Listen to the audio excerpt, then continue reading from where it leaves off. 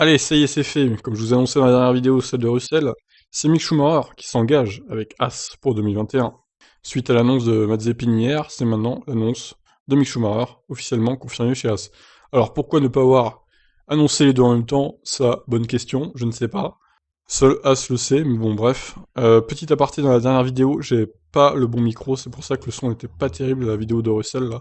Donc c'est pour ça que c'était pas top la qualité. Maintenant, j'ai mis le bon micro et on commence avec la déclaration de Gunther Steiner. Je suis heureux de pouvoir confirmer Mick Schumacher dans notre duo de pilotes pour la saison prochaine et j'ai hâte de l'accueillir dans l'équipe, a déclaré Gunther, le directeur de l'équipe. Le championnat F2 est depuis longtemps un terrain pour que les jeunes pilotes fassent leurs preuves et le peloton de cette année est l'un des plus compétitifs de ces dernières années. Mick a gagné des courses, signé des podiums et excellé contre d'autres talents. Je crois fermement qu'il a mérité l'opportunité de progresser en Formule 1, si l'on voit ses performances.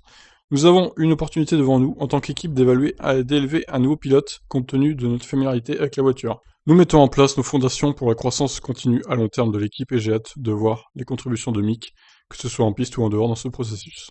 Mick Schumacher a longtemps été pressenti chez Alfa Romeo, avant que l'équipe de Frédéric Vasseur ne confirme que Kimi et Antonio Giovinazzi, pour une troisième saison consécutive, vont rester dans l'équipe. L'Allemand est heureux d'avoir une place en F1. L'idée d'être présent sur la grille en Formule 1 l'année prochaine me rend incroyablement heureux et me laisse simplement sans voix, déclare le fils du septuple champion du monde, Michael Schumacher.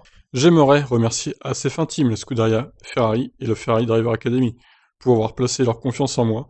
Je veux aussi exprimer mon amour pour mes parents. Je sais que je leur dois tout, j'ai toujours cru que je pourrais réaliser mon rêve de Formule 1. Je dois aussi dire un grand merci à tous les fans de sport auto qui m'ont supporté tout au long de ma carrière. Je donnerai tout ce que j'ai. Comme je l'ai toujours fait, j'ai hâte d'embarquer dans cette aventure avec As F1. Le duo As F1 sera entièrement composé de débutants. Si les les deux pilotes pourraient être rejoints par un troisième rookie si AlphaTauri recrute Yuki Tsunoda pour remplacer Daniel 4 en 2021. Ouais, bah c'est la dernière interrogation, on va dire, chez AlphaTauri, même si à mon avis il va être confirmé dans quelques jours, Yuki Tsunoda, aux côtés de Pierre Gasly, donc pour l'année prochaine. Donc voilà, on va continuer avec un article de Steiner qui détaille plus ce qu'il pense de cette recrue. Mick porte clairement le poids de ce fameux nom de famille, il a des avantages et des inconvénients, cela pour l'équipe. Il y a des avantages parce que beaucoup de gens vont s'intéresser à nous, et cela pourrait apporter un intérêt financier avec des sponsors notamment, et il y a le négatif, c'est qu'il, s'il s'en sort pas bien, on lui reprochera d'avoir échoué avec son grand nom. C'est pas faux. Mais en même temps, est-ce que c'est pas un peu un cadeau empoisonné, cette race? Vu les performances cette année, le pauvre Mick et le pauvre Mazepin, ils vont naviguer entre la 15e et la 20e place l'année prochaine. Ça va être compliqué quand même, hein. Leur objectif à eux deux, je pense, ce sera de marquer au moins un point la saison prochaine. Je pense que c'est un objectif réalisable s'il y a une course un peu folle qui arrive. Il faudra être présent au bon moment. C'est un contrat à long terme avec Mick et c'est un bon moment pour le faire parce que nous savons qu'en 2021, nous ne serons pas au meilleur niveau. J'espère que ce sera notre meilleure saison, mais je suis réaliste. Je n'envisage pas que ce soit le cas. Bon, moi, il est réaliste. Alors, par contre, Next Gen Auto, ils mettent pas en italique certaines déclarations, alors que c'est lui qui les dit. Bon, bref, c'est un petit détail, mais c'est un bon moment pour apprendre à connaître Mick et pour qu'il nous découvre, afin que lorsque le nouveau règlement et la nouvelle voiture arriveront, qu'il soit familiarisé avec l'équipe. Et la seule chose que je voulais, c'était de l'avoir ici pour au moins 2 ans, afin que nous puissions découvrir une nouvelle voiture avec un pilote que nous connaissons. Pas faux. Normal. Donc 2 ans, hein, il sera là en 2021, 2022, au moins, Mick Schumacher, et voire plus si affinité, il est rapide, etc., s'il fait le job. Le poids du nom de famille Schumacher devrait être compensé par les attentes sportives limitées avec As, une équipe qui occupe le fond de grille depuis 2 années maintenant. Je pense que tout le monde comprend que nous essayons de faire du mieux possible. Peut-être que pour lui, c'est encore mieux d'être dans une équipe qui n'est pas censée être très performante, afin qu'il puisse apprendre la Formule 1 de façon positive. C'est à nous de lui faire comprendre. Je ne dis pas que nous sommes une mauvaise équipe, mais je sais aussi que nous avons une approche très honnête à ce sujet.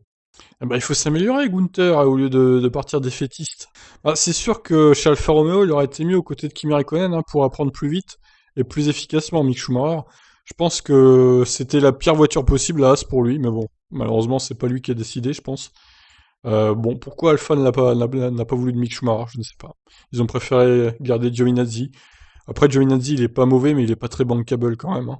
On va pas se mentir. On poursuit, nous savons que nous pouvons pas gagner de course avec notre voiture, mais même dans une voiture de pointe, il ne gagnerait pas dès sa première année parce qu'en arrivant chez Mercedes contre Lewis Hamilton, vous ne gagnez pas. C'est une bonne opportunité pour lui. J'espère juste que les gens sont suffisamment patients et honnêtes à son sujet et que leurs attentes sont mesurées. Les pilotes de F1 sont devenus précoces au fil des époques et il semble désormais acquis qu'ils doivent être performants dès leur première saison, en dépit de roulages limités. Steiner rappelle qu'il est très rare de voir des pilotes capables d'être au niveau ou même de dépasser les attentes placées en eux dès la première saison. Mick a prouvé qu'il était fort en F2. Je regarde Leclerc qui est venu de la F2 et qui est maintenant une rockstar de la F1 dans le top 5. Il y a 3 ans, il était en F2, pensez à la façon dont ce gars a progressé. Il était nulle part il y a encore 3 ans. Ouais, mais il était quand même très bon en F2, hein, Leclerc. Je sais ce que c'est. Je sais que ce n'est pas tous les ans qu'on découvre des talents comme Leclerc, mais cela arrive et peut-être que nous avons de la chance et que nous avons recruté un talent similaire. Je suis très convaincu que les gars qui sortent de la F2 maintenant sont très bien préparés pour la F1. C'est très différent du passé, ils sont beaucoup mieux préparés mentalement et aussi physiquement. Enfin, Steiner admet toutefois que Haas a dû trouver un compromis entre des pilotes de talent, un salaire bas à payer et un potentiel commercial développé. Ouais, c'est vrai qu'ils vont pas coûter grand-chose, Mick Schumacher et Mazepin. Hein. Alors, je me demande lequel des deux sera mieux payé que l'autre, d'ailleurs. Ça va être intéressant de voir. Peut-être qu'ils seront payés à la même somme, hein. On verra. De plus, financièrement, nous avons besoin de tout l'argent possible pour développer la voiture et avoir des pilotes très efficaces, peu coûteux, et qui nous aident en pouvant peut-être apporter des sponsors. Putain, au moins, on peut pas lui enlever il est vraiment honnête et sincère dans ce qui se passe dans son équipe, lui, hein. Il avoue clairement qu'ils ont pris des pilotes exprès pour qu'ils aient pas des salaires trop hauts à payer et qu'ils ramènent des sponsors, etc. Et les autres directeurs d'équipe devraient s'en inspirer de Gunther Steiner parce que là, franchement, plus honnête, tu peux pas. Bref, tout ça pour dire que Mick Schumacher rejoint Mazepin en 2021 chez Haas. Voilà, donc on verra hein, ce que ça donne. Hein. Ils seront là pour les essais jeunes pilotes à Abu Dhabi, je pense, après le dernier Grand Prix, dans leurs voitures respectives. Et on espère pour eux que ça se passera bien, pour l'un comme pour l'autre, hein, parce que Mazepin, il faut lui donner sa chance aussi. Il a fait une bonne dernière course à Bahreïn. Après à voir, il reste 2 courses d'ailleurs en F2, à voir si Mick Schumacher va pas craquer mentalement et se faire prendre dans un crash. Imaginez, Mick Schumacher se fait prendre dans un crash à la course longue qui rapporte le plus de points, et Callum Ilott remporte cette course.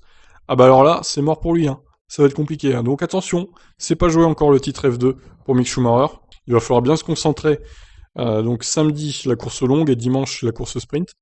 J'ai hâte de voir ça, moi je regarderai, parce que là, franchement, ça va être 2 courses très spectaculaires, me semble-t-il, surtout sur le petit tracé que les F1 utiliseront aussi. Bah écoutez, sur ces belles paroles, je vous laisse. Qu'est-ce que vous en pensez de ces recrues chez As ?